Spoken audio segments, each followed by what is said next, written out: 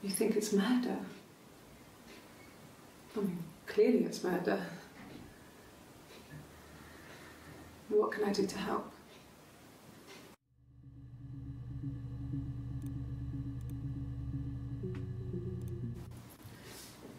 Yeah, that's me. But February, I mean, that was months ago. What's that got to do with Simon's murder?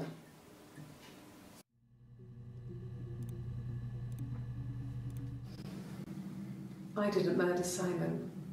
You've got it wrong. You've got the wrong person.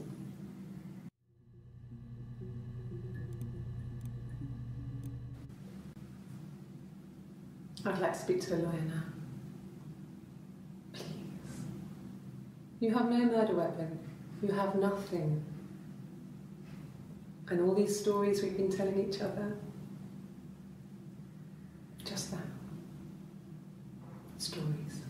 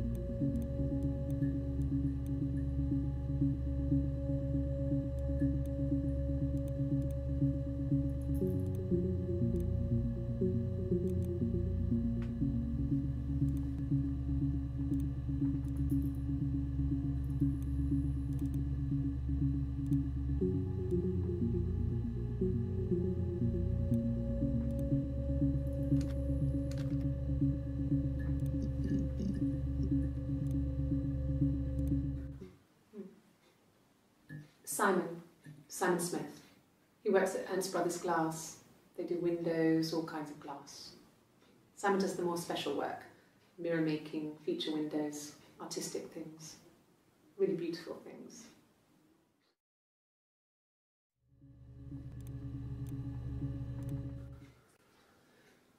Simon is 6 foot, darkish blonde hair, average build. He's clean shaven. If his beard grows, it goes ginger, so he shaves it. I mean, not that there's anything wrong with ginger hair. And bought a photo. They said a spring photo. This was taken last year on holiday in Rome. It's the best one I have.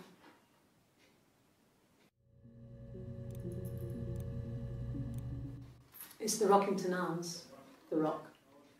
It's run by a nice couple, Peter and Susan. There's some other regulars there that Simon likes to drink with, and the barmaid they're having sometimes, Helen. Peter said Simon had been in and had a few drinks.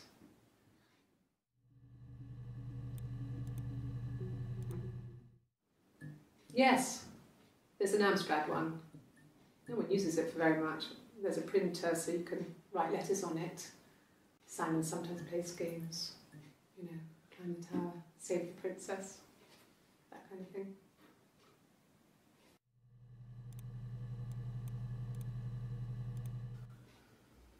Simon isn't the type to run off or do anything crazy. Someone must have done something to him, or there must have been some kind of accident. So what do we do next?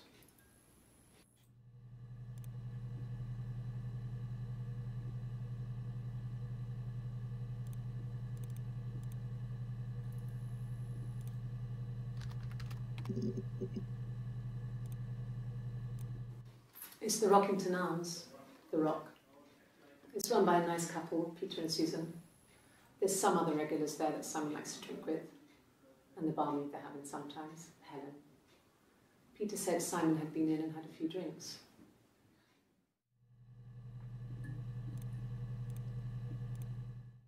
No. I think he spoke to Helen. She said he was upset about her argument, but I'm not sure what else he said. He likes Helen. He likes blondes.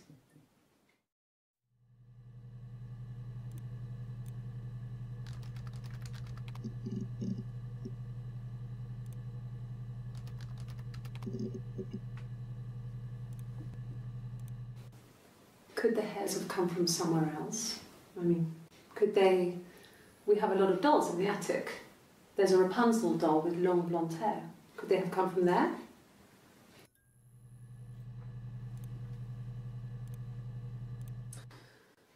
This other person doesn't exist. I don't know what the blonde wig is, but it could be anything. Have you looked at the cat flap?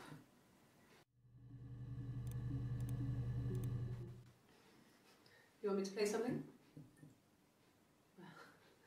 Well, I'm not the world's greatest guitar player. Okay. Probably needs tuning. No, it's okay. How about a traditional ballad? Should be right up your street.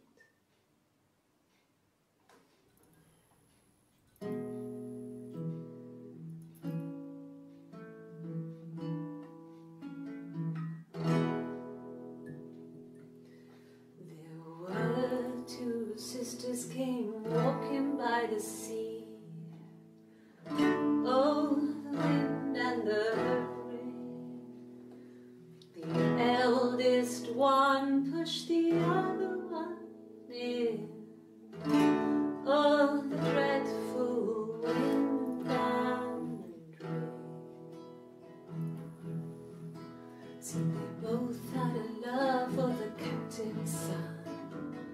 Oh, the wind and the rain, but he only cared for the youngest one. Oh, the dreadful wind and rain. Oh, the eldest envied her sister fair. Oh, the wind and the rain, with a pretty little face and her long blonde hair. Oh, the dreadful wind and rain. So she pushed her in and held her down.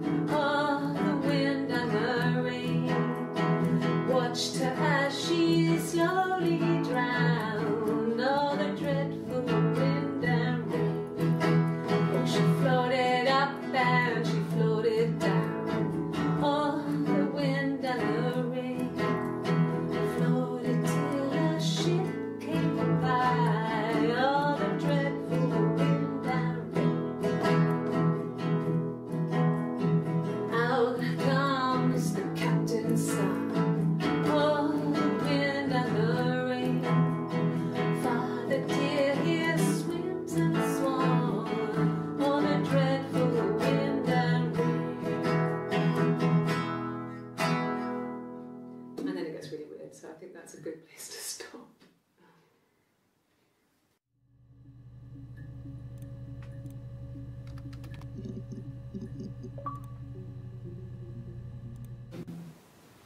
No, they were shut. Most of the windows were really hard to open anyway. They're stifling in summer. They were painted over by my dad. Could have left a door open accidentally. Or there's a cat flap in the back door.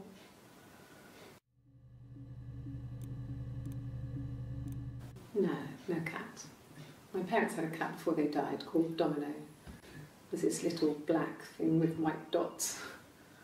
And we never did anything about the cat flap, but if you were thin, you could maybe squeeze through it.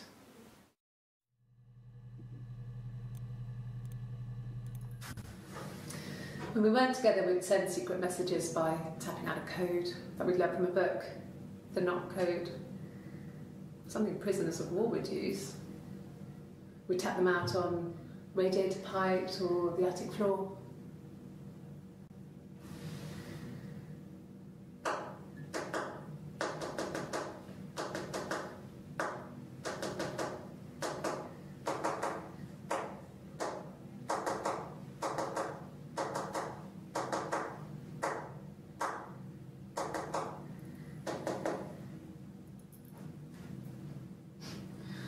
Dad thought we had mice, but they couldn't find any.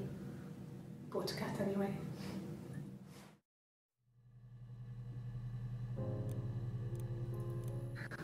We loved our cat, Domino. He had this little bell around his neck to stop him from killing birds in the garden. And we used to write each other notes and put them in the bell, and we could send them to each other. Mum found some of the notes once, and she thought I was just writing to myself because our handwriting was identical. And we had our own words for things, so she didn't quite understand them anyway.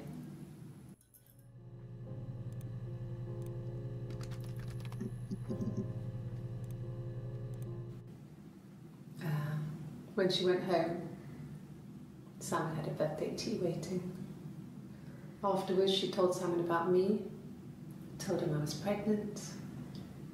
She wanted me to move in with them, this sister he didn't know she had. She knew that instant. The look on his face. She knew.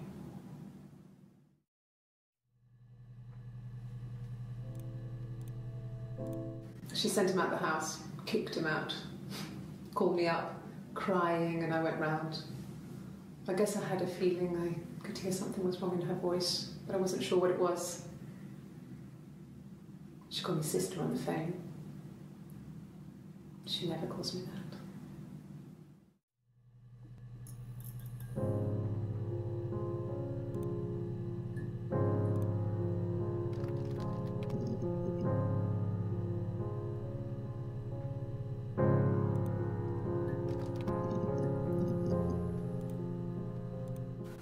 A wig? You mean, what type of wig?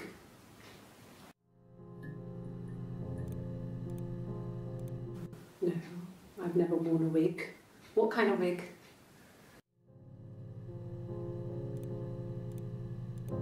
No. The parents decided there would be a wedding. And after the wedding, Hannah moved in with his parents. There was no way I could follow. So we were separated again. I stayed in the attic. It was hard. It's like I suddenly didn't exist. I would sneak out, but in case anyone recognised me, I started wearing a wig. Hannah and I would meet up in the park. I was trying to get pregnant. But I couldn't. I mean, I couldn't do it with anyone we knew, so it was sex with strangers, drunk guys I'd met in clubs, in parks and alleyways. I was 17. It felt like I was being punished. But it was Hannah who had betrayed us. I had to stop when one of the guys gave me an STD.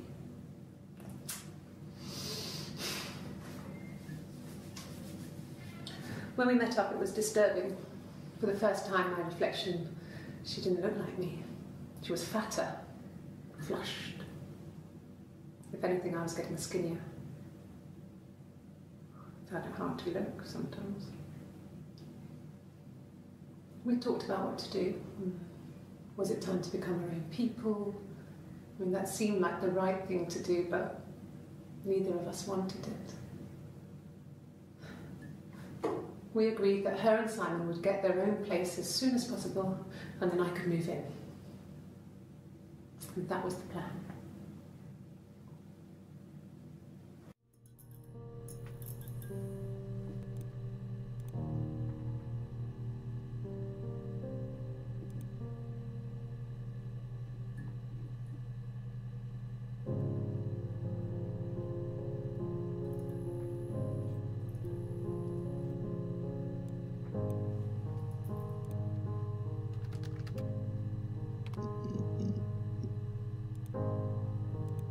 My name is Hannah, H-A-N-N-A-H. It's a palindrome. It reads the same backwards as forwards. It doesn't work if you mirror it though, it's not quite symmetrical, but well, I mean, you get the idea. Sorry. Hannah Smith, I live at 31 Gladstone Street.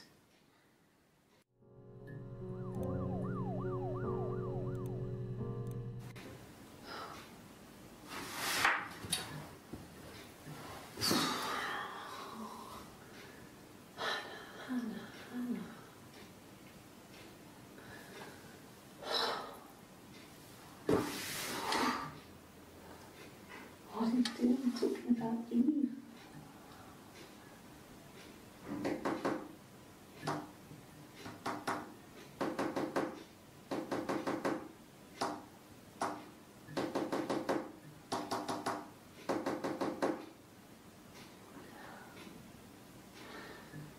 Poor Simon.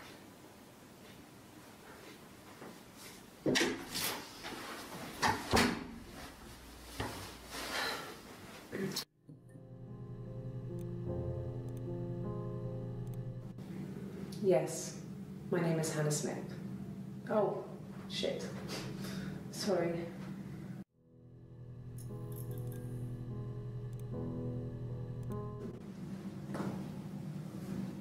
Across the road, where my parents first lived there, was a midwife called Florence.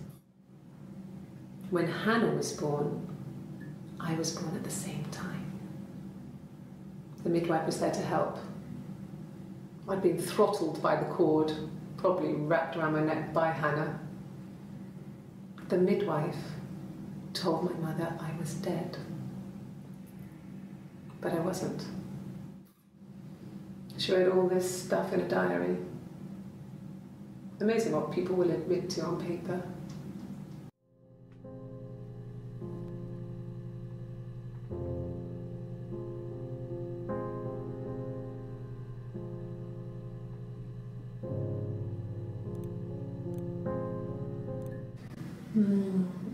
She recognized me from the window. She told me to come inside, and she hid me. They had made the attic into a place where Hannah could play. There was a dollhouse. She hid me up there. No one else ever went into the attic. It was her place.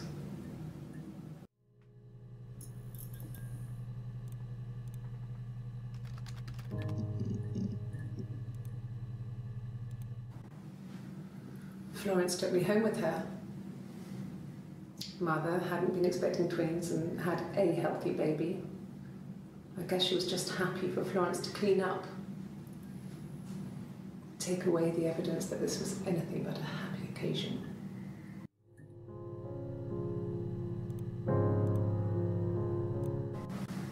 Florence raised me in her home. I never left it. She kept me out of sight.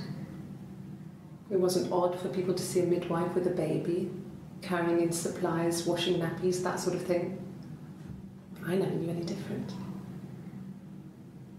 I grew up looking out of my window and seeing her across the road I thought it was like a reflection in the mirror. She was me.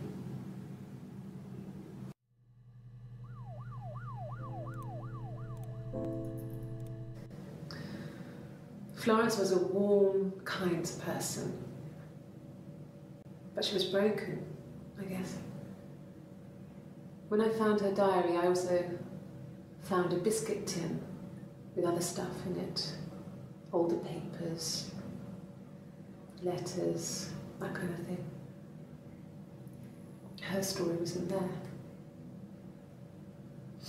I never really spoke to her about it. I was far too young to really understand, I guess. I just put it together later, once I was older.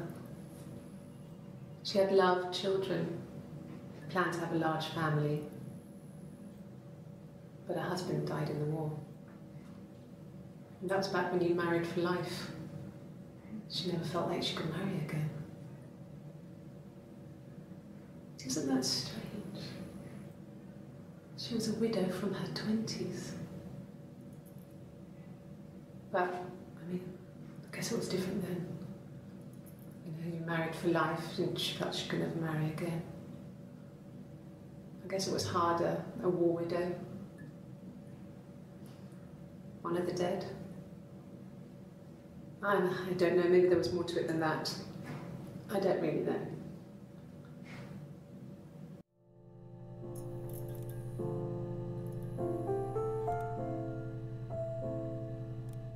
No, it was just me and her.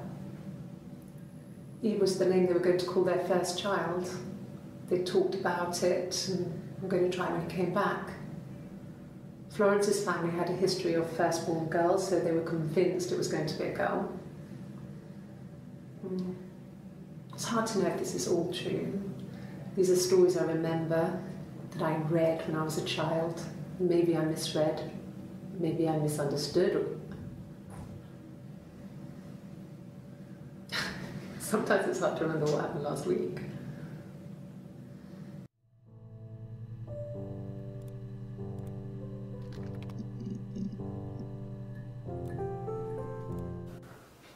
Well, my friend Eve. I mean, she was a friend from when I was a kid, and she was always more popular with the boys, and I used to hate her for it. I mean, really hate her sometimes.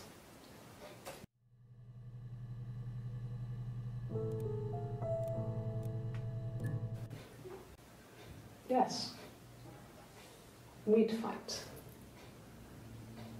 We fought on the beach once, and I held Eve's head underwater.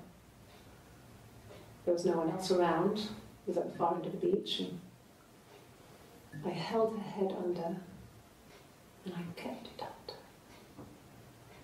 And for a moment, I just wanted to kill her and watch her drown.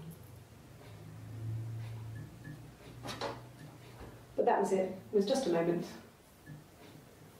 We were made up afterwards. It was a love-hate relationship.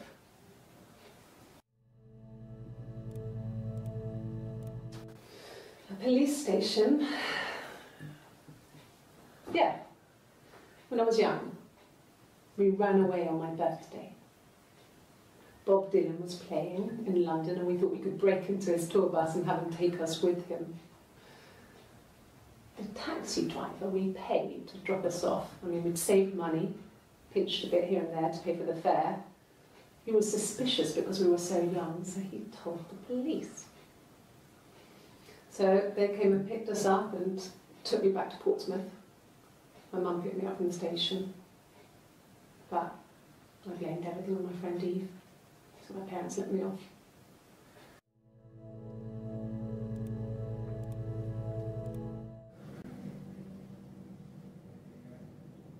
My mother called me Eve.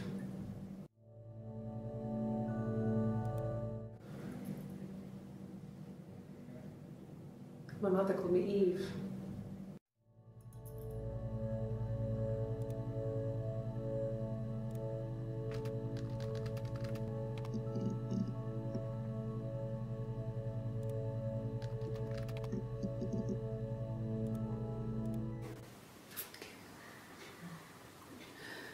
It was after dinner. I'd spoken to Sam's parents on the phone. I looked up for an early night and I suddenly had this thought. I think it was something his mum had said. She'd been speaking about old stuff, sad stuff, about when we lived there, about the baby. There's some boxes in the cellar, nursery stuff we never needed and I've never had the heart to throw out. And I suddenly remembered that when I'd looked down there the week before, those boxes, that pile was in the wrong place. I went cold all over. I went down there with a torch and went straight to the back, and that's when I saw the bin bags. Pulled them open, saw the body. I screamed, and that's when I called the police.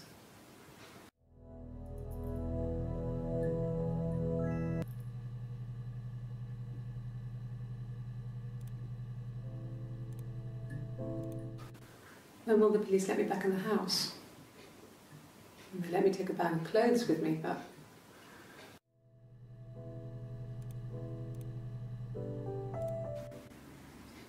1984 was an awful year in the end. We were living at Doug and Eleanor's. I lost the baby at the end of spring and my parents died in the summer. It was a hot summer, a heat wave. So when they discovered the bodies, it was just awful. Because of the circumstances, them dying together like that, they brought in a lot of police. A forensic entomologist. I had to look that up. It was because of the heat. It was just awful.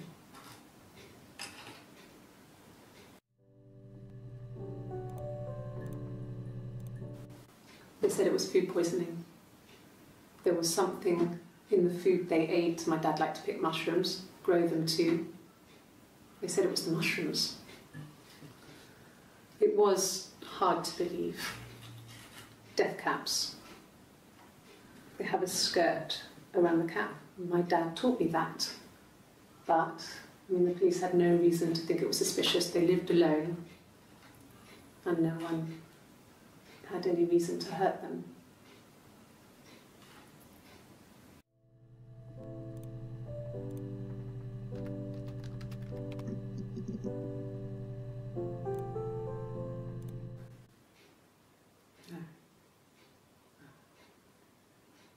Thing was wrong.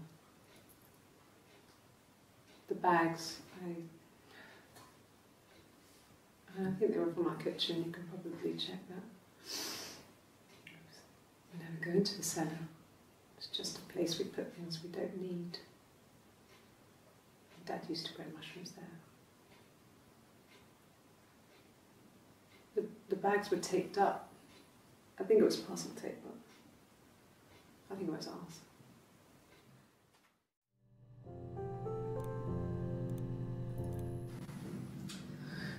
I was living in the attic.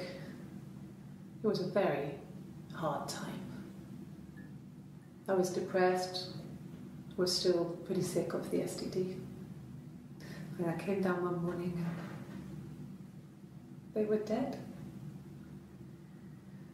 They were in bed and both had been sick. They'd thrown up a lot. And I'd slept through it.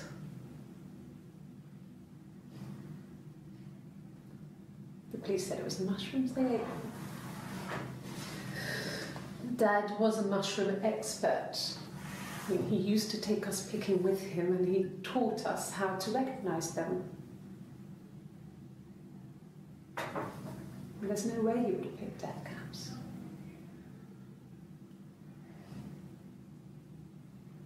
But the police believe that's what happened. They never even looked in the attic.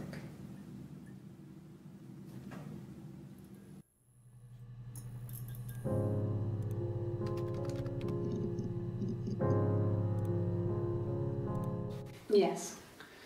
I inherited it from my parents, so it made sense to move back, me and Simon.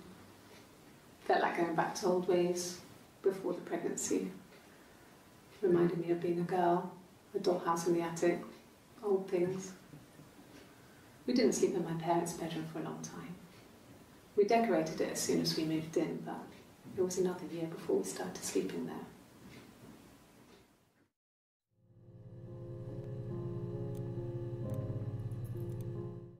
Yes, I read a lot as a child and watched lots of TV. Then the doll's house we had, we still have in the attic. It's kind of a fairy castle. We used to play up there and make up our own stories.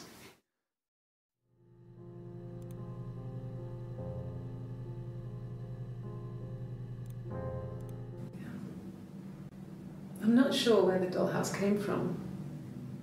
I don't know if it was given to them or they inherited it. I mean, they wouldn't have had the money to buy it. It was so huge. It must have been taken up to the attic in parts and then reassembled up there. It's a beautiful thing.